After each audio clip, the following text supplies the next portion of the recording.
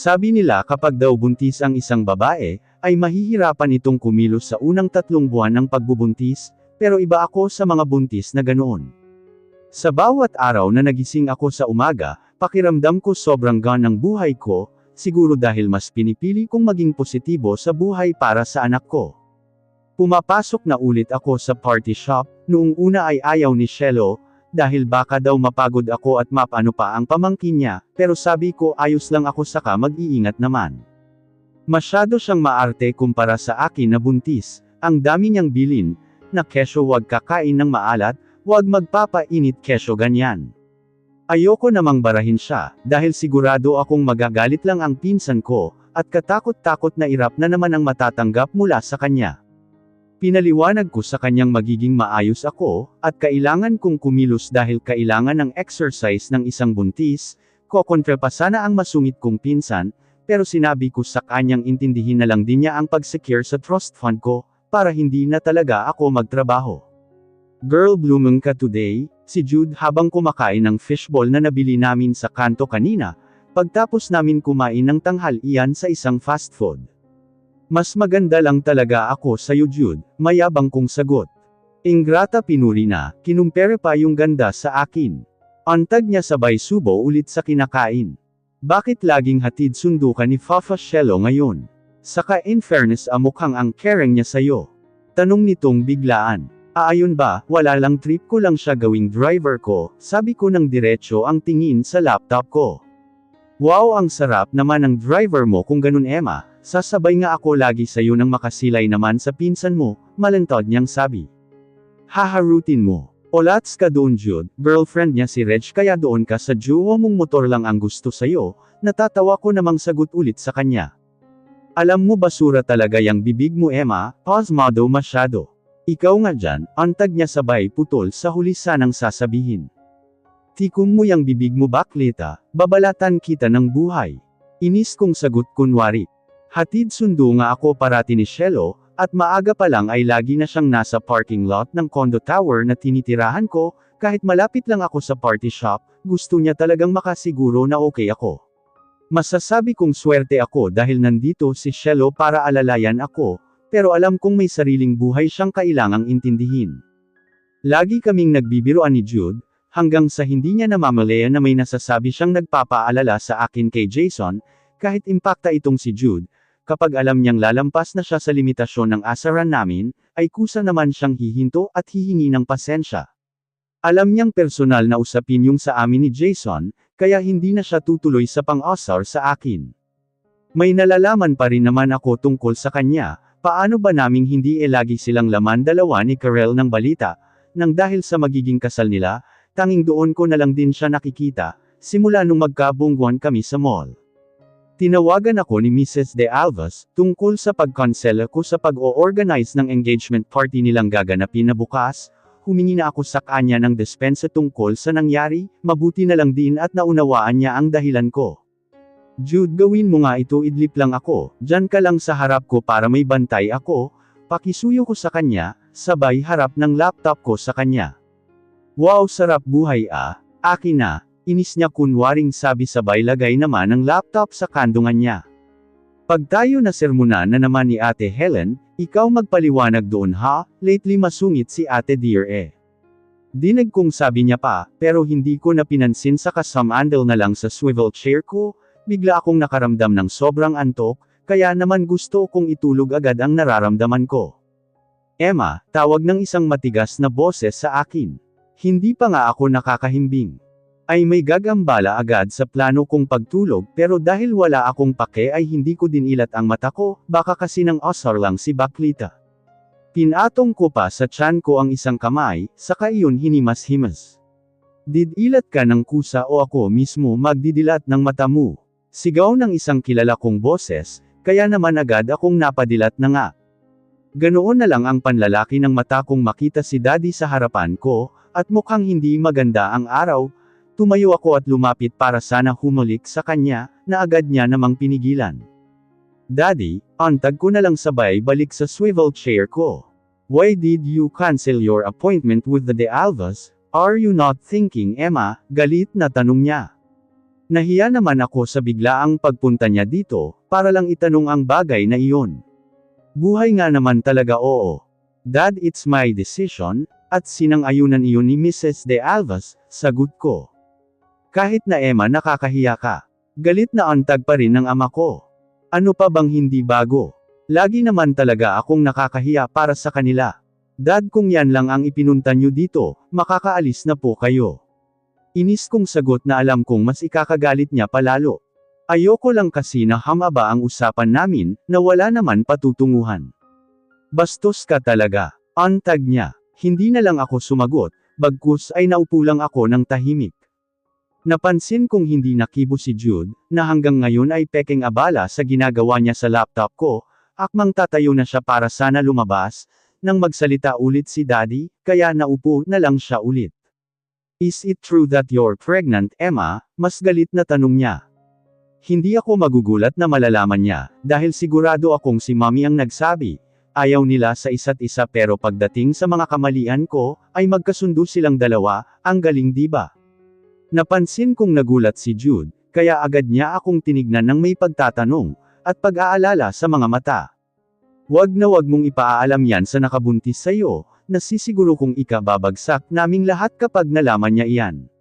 Galit na sigaw ni Daddy.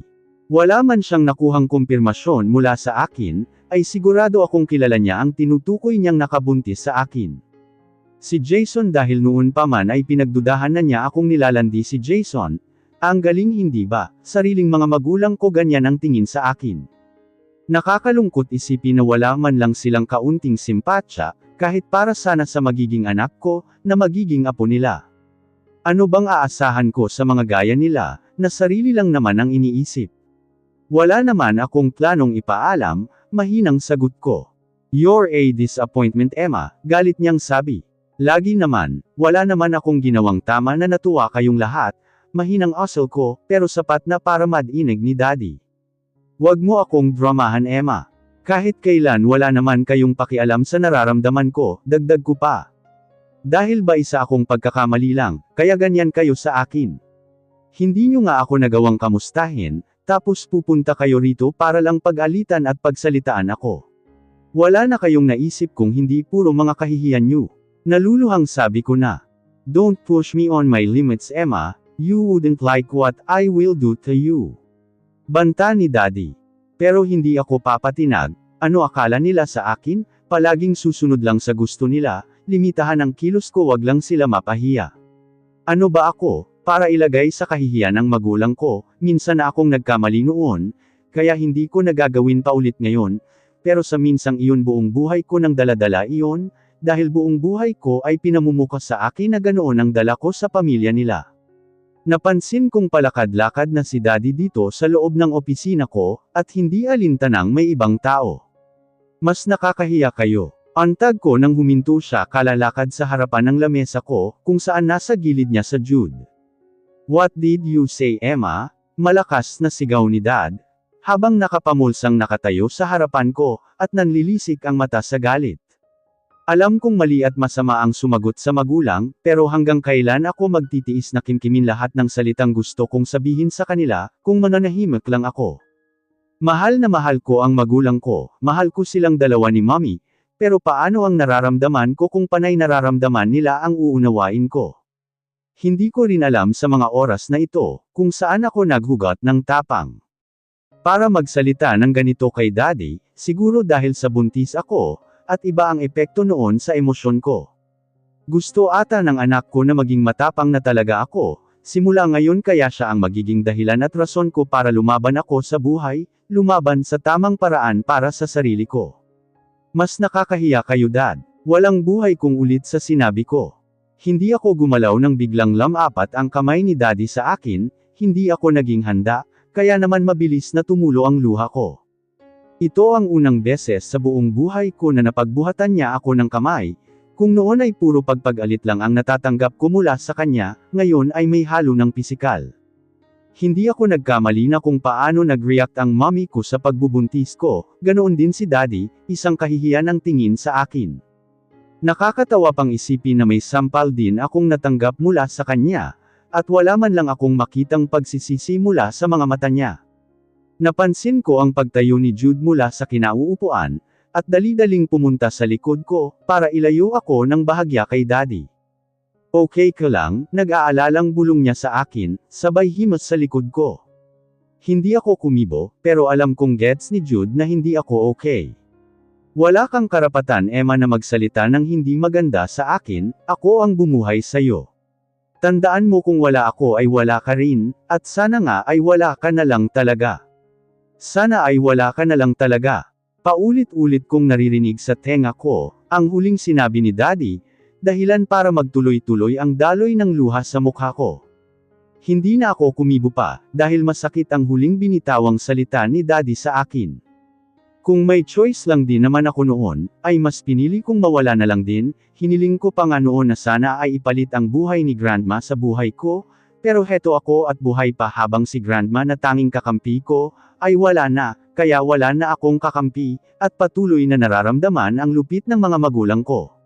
Susunduan ka bukas ni Matthew sa kondo mo, at dadalo tayo sa engagement party ni Jason De Alvas, at ng fiancé niyang si Karel sa ayaw at sa gusto mo, tapos ang usapan.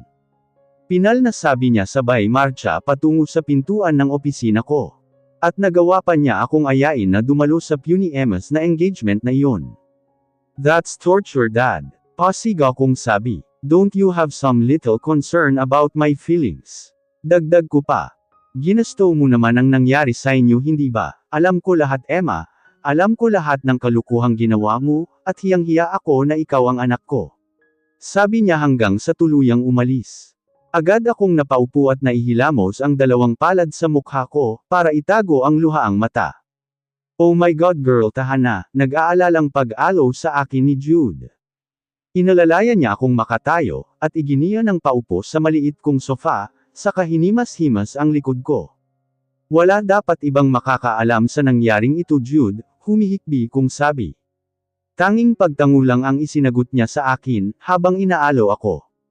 Alam kong malabo iyon, dahil sigurado akong nadinig ng ibang nandito sa shop ang usapan namin na iyon ni Daddy. Nagawa niya pa akong sabihan na dumalo sa party na iyon, nang hindi man lang iniisip ang mararamdaman ko. Pinalabas ko si Jude sa opisina ko, at sinabing ayos na ako. Tumahan ako sandali para makumbinse ko siya, pero nang lumabas siya saka ako umiyak ulit, habang himas ang tiyan ko, kung saan unti-unting nabubuhay ang magiging pag-asa ko para sumaya, ang anak ko. Sana masaya at kontento ang magulang ko sa ginagawa nila sa aking pananakit, pero kahit ganoon na sila sa akin mahal na mahal ko pa rin sila, dahil sila ang magulang ko. Iniyak ko nang iniyak lahat ng sama ng loob na meron ako. Pagkatapos akong iwan ni Jude sa loob ng opisina ko. Pangako ko sa sarili kong ito na ang huling beses na hahayaan ko silang pagsalitaan ako ng masama. At pagmukhaing sunod Sonyerin sa mga gusto nila, iiyak ako ngayon, pero pangako kong kapag pinunasan ko na bawat patak ng luha ko, ay wala nang susunod pa. Kailangan ko ng maging matapang, hindi lang sa salita kung hindi pati sa gawa, kung ang para sa anak ko ang iisipin ko, dapat at may gawin ako, kailangan kong kumilos at ipakita sa kanilang lahat na darating ang araw, ibang-iba na ako sa Emma na laging luhaan, katok ng kung sino man mula sa labas ng opisina ko, na pinagsawalang bahala ko. Alam ko namang si Jude at si Ate Helen lang iyon, hindi ko alam kung ilang oras akong nagkulong dito sa loob ng opisina ko, kaya sigurado akong nag-aalala na sila, lalo na ngayong alam nilang buntis ako. Tulala lang ako sa kawalan. Habang nagpupunas na ng luha ko, ito na ang huli at wala nang susunod pa, lalaban na ako, at sigurado akong ngayon ay paninindigan ko ang salita ko, tama na ang purong pagmamahal ko sa kanila, ang iniisip at iniintindi ko, gayong wala naman akong makuha kahit katiting mula sa kanila.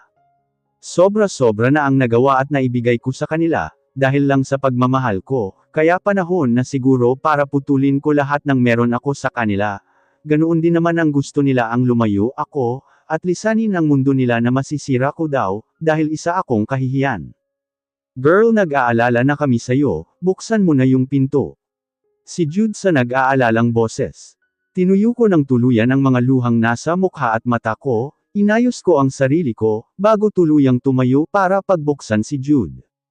Girl just mio lalabas heart ko sa pag-aalala sayo. Wala ka bang ginawa sa sarili mo? Mataas na boses niyang sabi, sabay sipat sa buong katawan ko, at kapa sa balat ko. Iniisip niya ata na sinaktan ko ang sarili ko, dahil nagkulong lang ako habang umiiyak. Minsan ko nang naisip na gawin iyon, pero noon lang dahil kapag ginawa ko ang bagay na iniisip ni Jude, ay may buhay akong sisirain, ang buhay ng anak kong mag-uumpisa pa lang. Sinabi ko na sa sarili kong lalaban na ako ngayon, kaya hindi ko gagawing saktan ang sarili ko. Ayos lang ako, kumalma ka.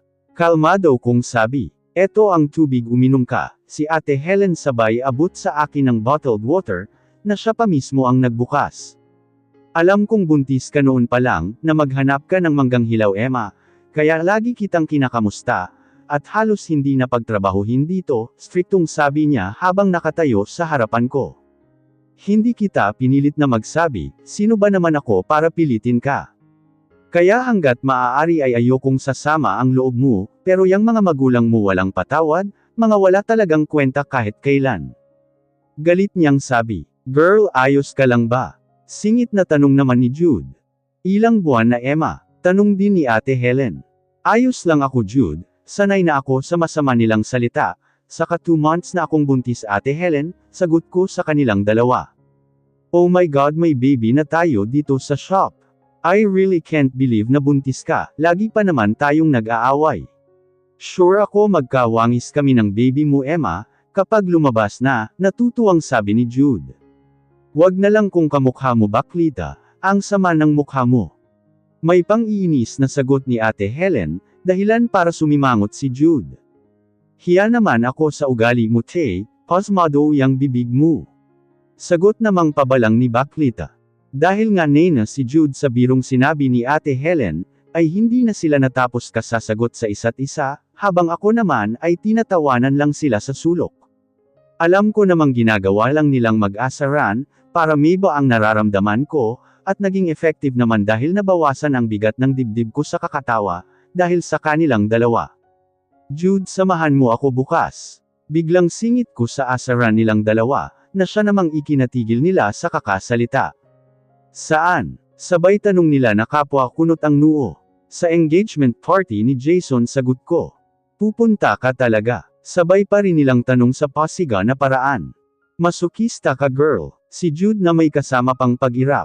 Nag-iisip ka ba Emma? Si Ate Helen. Invited ako kaya pupunta ako. Nakakabastos naman na baliwalain ang invitasyon nila. Sagot ko sabay upo na sa swivel chair ko. Huli na ito. Huling beses na itong sasaktan ko ang sarili ko, na siya ang dahilan, dahil alam kong bukas wala na talagang pag-asa na mahalin niya ako. Huling beses na titignan ko siya, dahil huling araw na bukas na mamahalin ko siya mula sa malayo, sabi ko habang nakatingin sa kanilang dalawa. Bigla silang tumahimik saka naupo sa upuan, na nasa harapan ng lamesa ko, senyales gusto nilang ipagpatuloy ko ang mga sasabihin ko at makikinig sila. Panahon na rin siguro para ikwento ko sa iba ang naging dahilan ng pagkakakilala namin, na napunta lang naman lahat sa wala, dahil ginusto ko siya. Ang show nga ko naman kasi, bakit sa dami ng tao sa mundo siya pa ang minahal ko. I was devastated back then, nag-away kami ni Mommy, ayaw niyang tanggapin lahat ng painting ko, pag-uumpisa ko. Ako si show nga alak ang naisip na paraan, para ma-release lahat ng sama ng loob na meron ako. Nag-inom ako mag-isa sa bar kung saan ko siya nakilala. Lasing na ako kaya hindi ko na alam lahat, basta nagising na lang ako kinabukasan na naisuko ko na sa kanya ang pagkababae ko, na pinagsisihan ko noong una. So matagal mo na siyang kilala? Kuryosong tanong ni Jude. Hindi katagalan, pero nahulog agad ang loob ko sa kanya, sagot ko. He asked me to be his body. At first I don't want to agree. Pero dahil tinakot niya akong ipapaalam niya kay dad ang lahat, agad din akong pumayag. Hanggang sa naulit, at sa kamalas-malasang parte ng buhay ko, minahal ko ang taong tulad niya na basura ang tingin sa akin. Pinigilan ko pero wala, siya talaga yung gusto nito, sabi ko sabay turo sa dibdib ko. Alam niya ba? Nag-aalalang tanong ni Ate Helen. Na mahal ko siya. Sana nga hindi na lang niya nalaman, masyadong bulag ang gaya niya sa isang babaeng ilang taon siyang iniwan, sagot ko.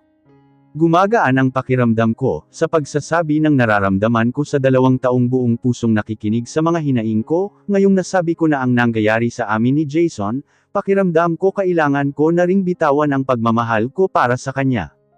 Mahirap magmahal ng taong hindi ka kayang mahalin pabalik kailanman. Mahirap pangarapin ang isang taong kailanman ay iba na ang mahal. Ang pagbubuntis mo Emma, si Ate Helen, malalaman niya bukas. Matapang kong sabi. Anong bukas Emma? Si Jude. Sasabihin mo sa kanya sa mismong engagement party niya. Si Ate Helen. Kapwa sila nagtinginan sabay balik ang tingin sa akin, halatang naguguluhan sa gagawin ko. Wala po akong planong manira ng relasyon, saka hindi ko isisiksik ang sarili ko sa kanya. Malalaman niya bukas, at pagtapos nun hindi niya na ako makikita pa, simpleng sagot ko. Anong pinaplano mo Emma? Si Ate Helen. Kapag nawala ako dito sa party shop, at hindi niyo ako makita, isipin yung nasa maayos lang ako. Kailangan kong magpahinga ate, kailangan ng maayos na mundo ng magiging anak ko, kaya oras na wala ako wag kayong mag-alala, dahil magiging maayos ako, naiiyak kong sabi. Kita ko sa mata nilang dalawa na nalulungkot sila, kaya kahit naiiyak ako ay pinili kong pigilan iyon. Sila ang naging pamilya at kakampi ko, nang dahil kay Tita Sierra ay nakilala ko ang mga gaya ni Jude. At Ate Helen, na siya ring mga nakasaksi kung paano ako itroto ng magulang ko. Basta tandaan nyo na babalik ako, kapag nakapagpahinga na ako, at maayos na ang buhay ko, ang buhay namin ng anak ko, sabi ko habang may tumakas na namang patak ng luha sa mga mata ko. Bakit parang nagpapaalam ka na? Umiiyak na sabi ni Jude. Hindi ko man naikwento ng buo lahat ng pinagsamahan namin ni Jason sa 2 taong karamay ko sa oras na ito, alam kong ramdam nila na sobra akong nasasaktan, kaya nasasaktan rin akong makita na nalulungkot sila ngayon dahil sa akin. Pinili kong ipaalam sa kanila kahit papaano ang pag-alis, para hindi sila mag-alala at hindi nila ako hanapin oras na hindi na ako magpakita. Babalik ako at sa oras na bumalik ako, sisiguruhin kong maayos na ako, maayos ako na wala sila sa buhay ko sabi ko, sabay salubong sa papalapit na yakap ni Jude. Pero bakit sasabihin mo pang buntis ka, at si Mr. De Alvas ang ama kong lalayo ka naman? Naguguluhang tanong ni Ate Helen. Minsan sa buhay ate, kailangan rin natin iparamdam yung sakit sa ibang tao. Hindi man gaya ng dinanas ko, pero kahit konting patikim sa kanya ng ginawa niya ibibigay ko, masamang gumanti alam ko, pero hindi laging ako lang ang masasaktan sagot ko. Paano ang mga magulang mo? Dagdag na tanong niya pa. Hindi naman ako hahanapin ng mga iyon, kaya maigi nang wala silang alam. Bukod sa inyo, alam rin ni Shelo ang plano ko, kaya oras na magawa ko ang plano ko, saka ko sasabihan si Tita Sierra, kailangan ko ng maayos na mundo para sa anak ko, kaya gagawin ko iyon, seryoso kong sagot ulit. Hindi kami halos matapos sa pag-uusap, dahil sa dami ng tanong ni Ate Helen, na alam ko namang nag-aalala lang, pinaunawa kong maigi sa kanya na magiging maayos ako, at tatawagan ko sila. Pinili kong ipaalam ang gagawin ko sa kanila ni Jude, dahil may tiwala ako sa kanila. Masama ang gumanti, pero isa lang ang naisip kong paraan, para malaman din ni Jason na sa aming dalawa hindi ako ang talunan, na hindi ako ang nawalan kung hindi siya. Ipapaalam ko sa kanya na buntis ako, na nagbunga ang paulit-ulit na may nangyari sa aming dalawa. Oo, ayaw niya na makabuo sa akin, pero tignan ko lang kung hindi magbago ang desisyon niya, gayong dugot laman niya ang pinagbubuntis ko. Hindi ako aasa na sa gagawin ko, ay hahabulin niya ako o hahanapin, hindi rin naman ako aasa. Sa huli konsensya niya pa rin na may pinabayaan siyang bata. Buo na ang desisyon ko lalaban ako. Pero sa paraang alam kong makakakuha ako ng katahimikan sa buhay ko, para sa anak ko ang lahat ng gagawin ko, dahil nangako akong paprotektahan ko kahit ano ang mangyari. Alam kong mas magiging masaya rin ang mommy at daddy ko, oras na umalis ako at mawala sa buhay nila. Kaya hindi ako magdadalawang isip na gawin ang gusto ko, baka masaya pa nga ang grandma ko kung nabubuhay siya sa mga panahon na ito, dahil pipiliin ko ng iwan at layuan sila. Sapat na siguro yung ilang taon ko silang kasama na puro sila, at pagmamahal ko sa kanila ang iniisip ko. Panahon na para sarili ko naman, ako naman, para kapag sinilang ko na ang anak ko, maipakita ko sa kanya kung gaano kaganda ang mundo. Pagtapos ng ilan pang tanungan at sagutan namin nila Ate Helen at Jude, ay nagdesisyon na kaming umuwi. Isasama ko bukas si Jude sa magiging party. Huling beses ko na siyang makikita, at huling beses na rin bukas na sasabihin ko sa sarili kong mamahalin ko siya, kahit sa malayo, dahil alam ko namang kapag patuloy ko siyang mamahalin, ay madudurog lang ako. Hindi na ako aasa bukas kung sakali mang magkita kami ng magulang ko, na makakuha ako ng magandang imahe na kasama sila, dahil alam ko naman mula pa noon, ay hindi ako kasama sa buhay na gusto nila.